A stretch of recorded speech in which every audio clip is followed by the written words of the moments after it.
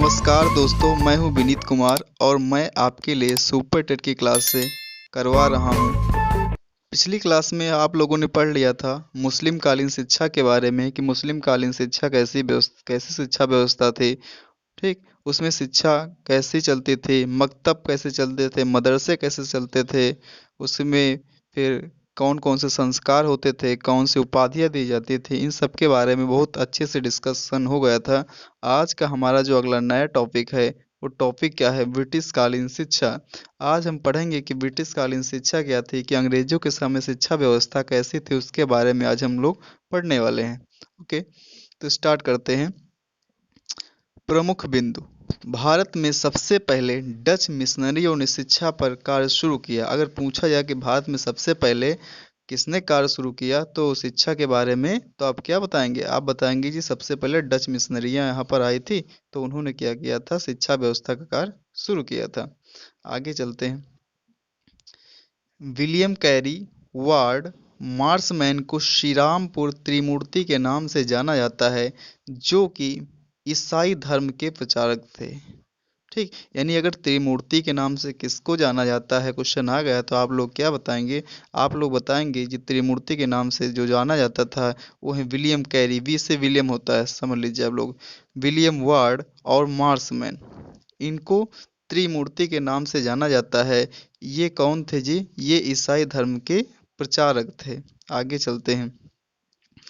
भारत में आधुनिक शिक्षा का जनक चार्ल्स ग्रांट को माना जाता है। ये भी क्वेश्चन पूछा जा सकता है कि भारत में आधुनिक शिक्षा का जनक किसको माना जाता है, तो आप लोग क्या बताएंगे? कि चार्ल्स ग्रांट को आधुनिक शिक्षा का जनक माना जाता है, जिन्होंने भारत में अंग्रेजी शिक्षा के प्रचार प्रसार के लिए एक पंचसूत्री कार्यक्रम तैयार किया था। यानी चार्ल्स ग्रांट ने भारत में अंग्रेजी शिक्षा के बारे में बताने के लिए एक 5 सूत्री कार्यक्रम तैयार किया था। यानी कुछ 5 इनके प्रोग्राम थे, 5 प्रोग्राम थे जिनके बारे में लिखा था कि भाई अंग्रेजी शिक्षा कैसी दी जाएगी।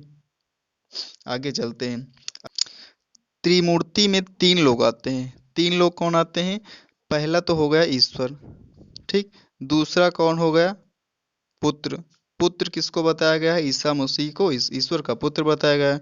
तीसरा कौन आएगा? तीसरा हो गए आत्मा। यानी ईश्वर, पुत्र और आत्मा को त्रिमूर्ति नाम से कहा जाता है। और त्रिमूर्ति नाम से किसको जाना जाता है? कोई पूछे तो आप क्या बताएंगे? चार्ल्स ग्रांट को त्रिमूर्ति के नाम से जाना जाता है। ठीक, आगे चलते हैं। 1781 ईस्वी में वारेन हेस्टिंग्स के द्वारा कलकत्ता मदरसा की स्थापना की गई। अच्छा, ये कलकत्ता मदरसा की स्थापना की जाने के पीछे मैं कारण आप लोगों को समझा देता हूँ अच्छे से। कि वहाँ पर कलकत्ता में पहले क्या थे कि मुस्लिम समुदाय रहते थे, वहाँ पर मुस्लिम भी रहते थे। कलकत्ता आपका ही पश्चिम बंगाल में पड़ता है, तो वहाँ पर मुस्लिम थे। अच्छा, मुस्लिम भी अपनी एक अलग भाषा बोलते थे। अंग्रेज थे तो अंग्रेजों को ये मुस्लिम भाषा ज़्यादा समझ में आती थी, तो उन्होंने क्या किया कि वारेन हेस्टिंग्स ने कलकत्ता में मुस्लिम मदरसा की खोल दिया कि भाई वहाँ चलो मदरसा हम खोल देते हैं, यहाँ पर लोग पढ़ने आएंगे। ठीक, तो वहाँ पर मदरसा खोल दिया। इससे एक अंग्रेज के दिमाग में ये चल रहा था कि हम खोलेंगे तो मदरसा, उसमें मुस्लिम शिक्षा तो देंगे, साथ में उनको हम अंग्रेजी भी सिखाएंगे। तो अगर देखा जाए तो मदरसा स्थापित करने के पीछे एक अपना स्वार्थ छुपा हुआ था अंग्रेजों का। वो चाहते थे कि हम उनको मुस्लिम शिक्षा के साथ साथ अंग्रेजी शिक्षा भी दें, जिससे हम क्या करें, हम मतलब अंग्रेज उनकी भाषा को, वहाँ के रहने, वहाँ पर जो लोग रह रहे हैं उनकी भाषा को हम समझ जाएं और उनकी क्या प्रॉब्लम्स हैं उनको समझें। ठीक, और उनकी सारी बातों को हम जान पाएं, अच्छे या बुरा दोनों को। ठीक, अब 1791 ईस्वी में जोनाथन डंकन ने क्या किया? संस्कृत कॉलेज की स्थापना की। कहाँ पर? बनारस में। ठीक, अब भाई संस्कृत तो अंग्रेज जानते नहीं थे, जब संस्कृत जानते नहीं थे तो क्या करेंगे? एक संस्कृत कॉलेज खोल दिया। अब संस्कृत कॉलेज में क्या किया कि संस्कृत तो पढ़ाई जाती थी, साथ में वहाँ पर अंग्रेजी भी पढ़ाई जाती थी, साथ में अंग्रेजी भी पढ़ाई जाती थी। तो इस तरह से जो बच्चे तैयार हुए पढ़ लिख के, उनको अंग्रेजी और संस्कृत दोनों का ज्ञान होगा। इस तरह से जो बच्चे तैयार होंगे, उनको क्या होगा, संस्कृत और अंग्रेजी दोनों विषय का ज्ञान होगा, जिससे वे अंग्रेजों के लिए द्विभाषी का काम करेंगे। और जो भी चीज़ें संस्कृत की बोलने वाले लोग हैं वहाँ पर, जो भी लोग संस्कृत बोलेंगे, उनके बारे में ये अंग्रेज आसानी से पता कर पाएंगे कि वे कहना क्या चाह रहे हैं भारतीय लोग। इसी तरह से एक काम और हुआ कि 1800 ईस्वी में लॉर्ड वेलेजली ने फोर्ट विलियम कॉलेज की स्थापना कर दी। लॉर्ड वेलेजली ने फोर्ट विलियम कॉलेज की स्थापना कर दी। यहाँ पर भी अंग्रेजी शिक्षा दी गई। ठीक। अच्छा, ये इन सारे जो अंग्रेज थे, ये सब अलग अलग जगह अपना कहीं पर विश्वविद्यालय खोल रहे थे, कहीं पर मदरसा खोल रहे थे, ठीक, कहीं पर कॉलेज खोल रहे थे, जैसे फोर्ट विलियम कॉलेज हो गया। तो इनके पीछे जो इनका मेन मोटिव था अंग्रेजों का, वो क्या था कि भारतीयों से लोकल प्रॉब्लम को समझना चाहते थे, क्योंकि अंग्रेजी ज़्यादा जानते थे, यहाँ की लैंग्वेज उनको पता नहीं थी। अब भारत में पहले जो हमारा भारत था, छोटे छोटे छोटे छोटे ऐसे, क्या बोलते हैं हम उसको, छोटे छोटे पखवाड़ों में विभाजित था। ठीक, छोटे छोटे राज थे, हर राज्य का अपना एक नेता होता था, राजा होता था। ठीक, वही वहाँ पर शासन करता था। तो अगर देखा जाए तो उत्तर, एक हिसाब से बात करें तो उत्तर भारत वाले दक्षिण भारत के बारे में ज़्यादा नहीं जानते थे, और दक्षिण भारत के बारे में रहने वाले लोग उत्तर भारत के लोगों के बारे में ज़्यादा अच्छे से नहीं जानते थे। लेकिन अगर अंग्रेज यहाँ पर आए हैं तो उनको तो शासन करना है पूरे भारत पर। वो तो चाहते थे, उनका एम क्या था, पहले तो वो चाहते थे यहाँ से पैसा ले जाना। बाद में उनका एम यहाँ पर बदल गया था कि वो चाहते थे कि हम भारत पर राज करें। इसलिए उन्होंने क्या किया, उन्होंने ये काम किया कि भारत में जगह जगह पर विश्वविद्यालय खोले, जगह जगह पर कॉलेज खोले, और वहाँ पर जो स्थानीय भाषा थी वो तो उनको पढ़ाई जाती थी, साथ में वहाँ पर अंग्रेजी भाषा भी पढ़ाई जाती थी। ठीक, जिससे ये हो, जो बच्चे जो तैयार होंगे पढ़कर, उनको दोनों भाषाओं का ज्ञान हो जाएगा, वहाँ की स्थानीय भाषा की और अंग्रेजी भाषा की।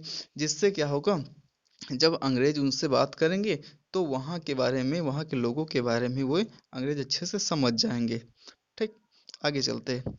इसी क्रम में 1821 ईस्वी में पूना संस्कृत कॉलेज की स्थापना माउंट स्टुअर्ट एल्फिंस्टन द्वारा की गई। 1821 ईस्वी में, ठीक, माउंट स्टुअर्ट एल्फिंस्टन ने किसकी स्थापना की थी, पूना संस्कृत कॉलेज की स्थापना की थी।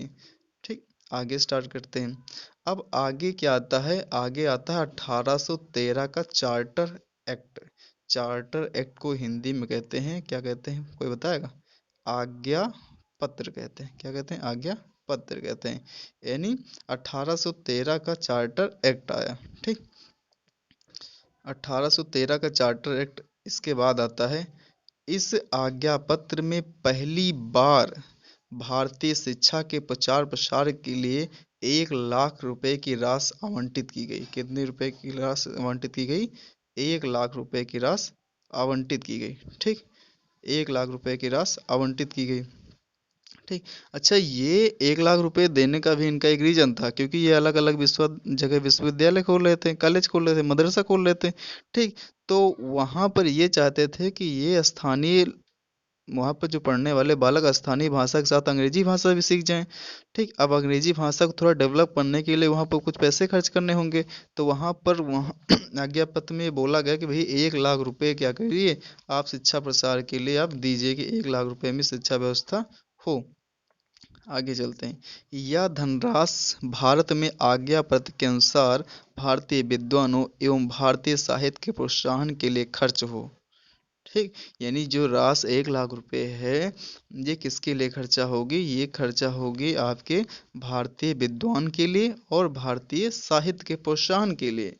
ठीक, लेकिन आगे चलकर इसमें भी एक प्रॉब्लम आ गई, आगे बताएंगे आप लोगों को।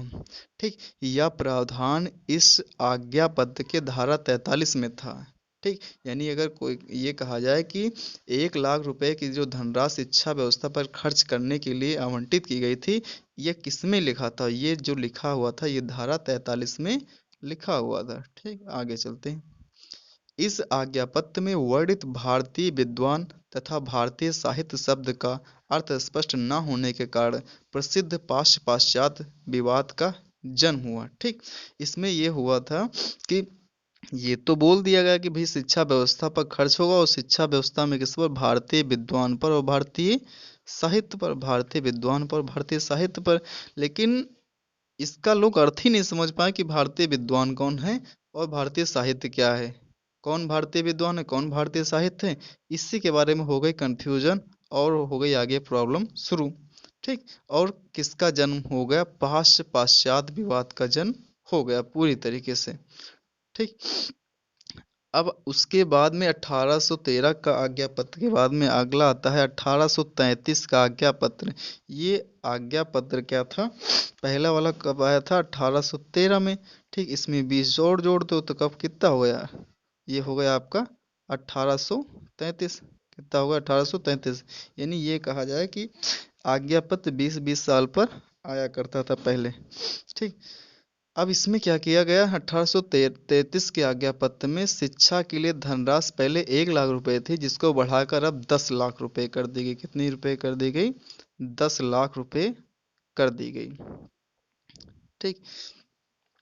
जनरल की परिषद में एक कानून सदस्य जोड़ा गया। अच्छा, ये क्यों जोड़ा गया भाई? इसके लिए भी एक रीजन था, क्योंकि यहाँ से शिकायतें लगातार महारानी के पास पहुंच रही थी कि वहां पर न्याय सही से नहीं मिल पाता है लोगों को।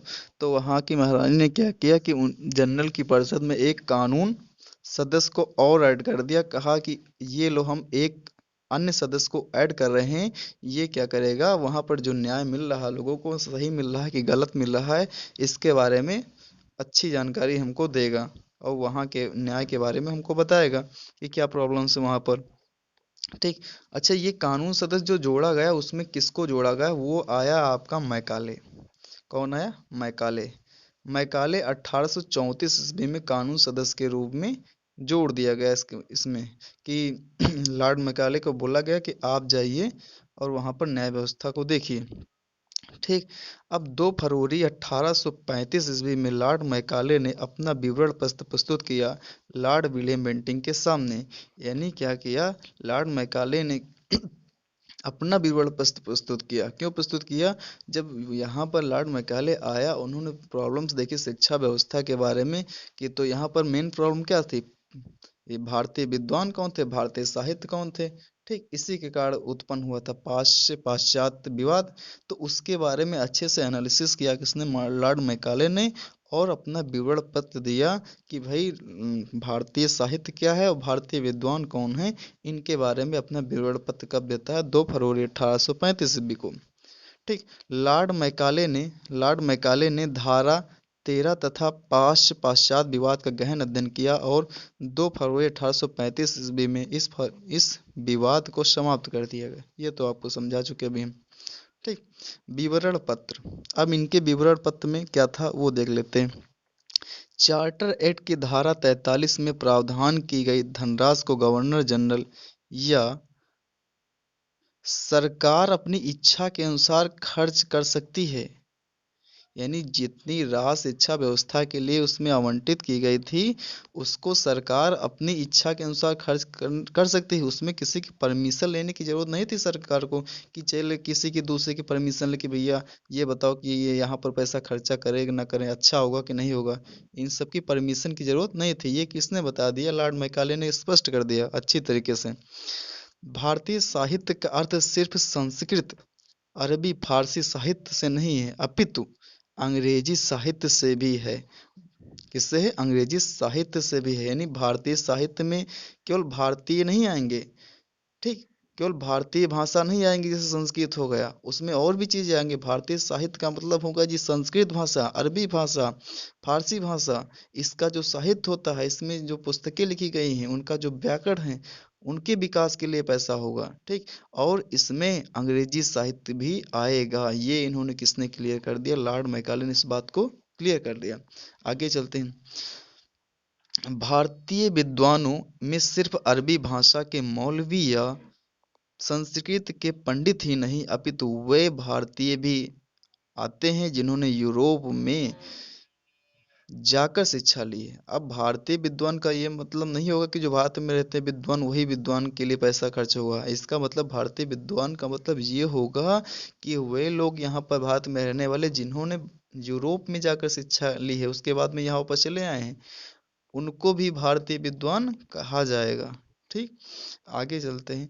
मैकाले के कुछ प्रमुख सुझाव, इन्होंने क्या सुझाव दिए कि प्राचीन साहित्य एवं विज्ञान की शिक्षा निरर्थक है। प्राचीन मतलब प्राचीन साहित्य और विज्ञान की शिक्षा निरर्थक है, अतः इसे बंद कर देना चाहिए। देखिए, हर आदमी के अपने अलग अलग सुझाव होते हैं। अब मैकाले को बात अच्छी नहीं लगी, उन्होंने कहा जो इतिहास पुराण गाथा तुम पढ़ाते चले यार वो अच्छा नहीं है। ठीक, जो तुम विज्ञान पढ़ाते चले आ रहे हो वो अच्छा नहीं है, हमारा जो अंग्रेजी पढ़ो, हमारा इंग्लिश पढ़ो वही अच्छा है। क्योंकि जो आदमी तुम्हारे गांव में आएगा, तुम्हारे शहर में आएगा, मोहल्ले में आएगा, जो सामान लेकर आएगा वो अपने का अच्छा बताएगा, बुरा कभी नहीं बताएगा। क्योंकि बुरा बताएगा तो कि उसकी बिक्री ना हो पाएगी। ठीक, मान लीजिए तुम्हारे शहर में कोई क्या मोटरसाइकिल बेचने आ गया, तो मोटरसाइकिल की अच्छाई या बुराएंगी बताएगा, और बुराई एक भी ना बताएगा, क्योंकि बुराई बताएगा तो तुम उसको लोगे नहीं। तो वहीं पर जो मैकाले आया था, इन्होंने किसका समर्थन किया, इन्होंने किसका समर्थन किया, मेनली अंग्रेजी का समर्थन किया। और इन्होंने कहा क्या कि यहाँ पर जो प्राचीन साहित्य और विज्ञान है, यहाँ पर इसको बंद कर देना चाहिए, निरर्थक एकदम बेकार है, बकवास चीज है, इन्होंने बताया। ठीक, ये चीज इन्होंने बता दी।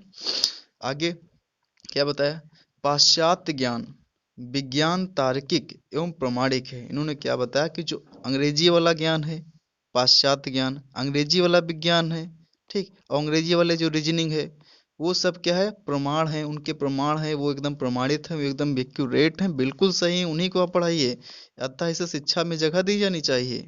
ठीक, आगे चलते हैं। अंग्रेजी को भारत में शिक्षा का माध्यम बनाया जाए।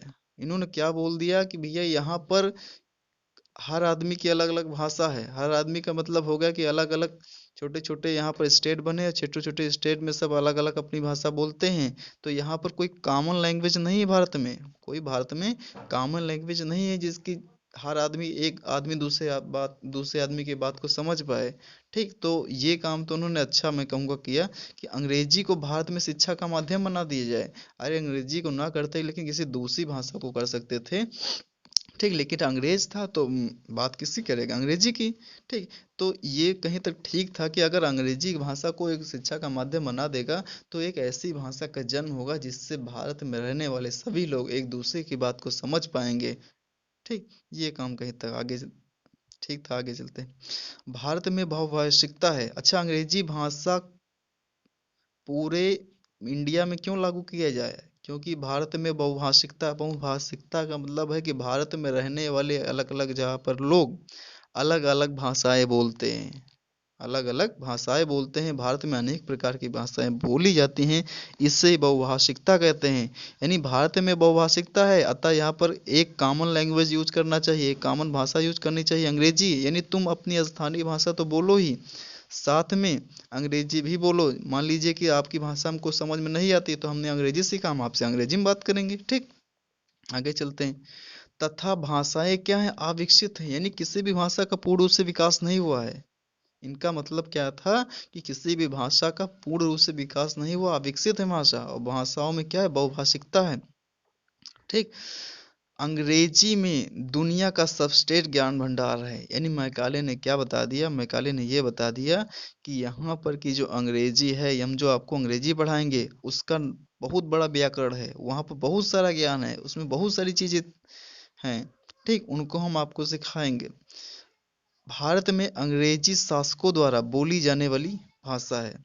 ठीक, भारत में जो अंग्रेज आए थे वो कौन सी भाषा बोलते थे, वो अंग्रेजी बोलते थे। अब वो अंग्रेजी बोलते थे तो लॉर्ड मैकाले भी चाहेगा कि हमारी भाषा सब लोग बोले, तो इसलिए उन्होंने लॉर्ड मैकाले ने कहा कि हमारी भाषा सब लोग बोलें और इसको पूरे भारत में लागू किया जाए। भारत में पढ़े लिखे लोग खुद अंग्रेजी सीखना चाहते हैं, ये भी इनका पॉइंट था। भारत में अभी कोई राष्ट्रभाषा नहीं है, यानी उस समय भारत में कोई राष्ट्रभाषा नहीं है, यानी ऐसी कोई भाषा नहीं है जिसके आधार पर भारत को पहचाना जाए कि हाँ ये भारत में ये भाषा बोली जाती है। अतः लॉर्ड मैकाले ने कहा कि भारत की राष्ट्रभाषा को अंग्रेजी निर्धारित किया जाना चाहिए। अगला टॉपिक स्टार्ट करते हैं। अगला है डाउन फिल्टरेशन थ्योरी। क्या है, डाउन फिल्टरेशन थ्योरी, छन्नीकरण का सिद्धांत इसको कहते हैं, या अधोगामी निस्पंदन का सिद्धांत भी कहते हैं। बहुत ही इंपॉर्टेंट टॉपिक है, चलिए स्टार्ट करते हैं। मैकाले ने कहा कि कंपनी भारत की आम जनता की शिक्षा का बोझ उठाने में सक्षम नहीं है। क्या है? कंपनी भारत की जो आम जनता की शिक्षा व्यवस्था है, उन सबका बोझ नहीं उठा पाएगी कि सबको हम शिक्षा दे पाएं। ठीक, कि सबको हम अंग्रेजी सिखा पाएं। हमारे पास इतना खर्चा पानी नहीं कि हम हर आदमी को चले अंग्रेजी पढ़ाते चले। ठीक, हम केवल कुछ ही लोगों को अंग्रेजी पढ़ा पाएंगे। इसीलिए इन्होंने बताया, अतः कंपनी उच्च वर्गीय लोगों को शिक्षित करेगी। इन उच्च वर्गीय शिक्षित लोगों से शिक्षा शिक्षा बूंद बूंद छलकर निम्न वर्ग तक पहुंचेगी। यानी क्या होगा? अब कैसा इन्होंने दिमाग लगाया, लॉर्ड मैकाले ने दिमाग ये लगाया कि कंपनी जो कंपनी में ऊंची पोस्ट पर काम कर रहे वाले लोग हैं, उनको हम अंग्रेजी सिखा देते हैं। अगर उनको हम अंग्रेजी सिखा देंगे तो वो जहाँ जहाँ जाएंगे, सब में थोड़ा थोड़ा अंग्रेजी में बात करेंगे, जिससे क्या होगा कि सब लोग धीरे धीरे अंग्रेजी बोलना सीख जाएंगे। तो ये इन्होंने दिमाग लगा दिया। ठीक, बाद में मैकाले के ज्यादा से ज्यादा विचारों से संतुष्ट होकर विलियम बेंटिंक ने 7 मार्च 1835 ईस्वी को विवरण पत्र को मंजूरी दे दिया। यानी अब इस मैकाले के विवरण पत्र को किसने देखा? लॉर्ड विलियम बेंटिंक ने देखा, और देखा कि हाँ, इसमें जो मैक्सिमम पॉइंट हैं वो क्या हैं, सही हैं। इसलिए लॉर्ड विलियम बेंटिंक ने 7 मार्च 1835 ईस्वी को इस विवरण पत्र को मंजूरी दे दी, और ये विवरण पत्र लागू हो गया।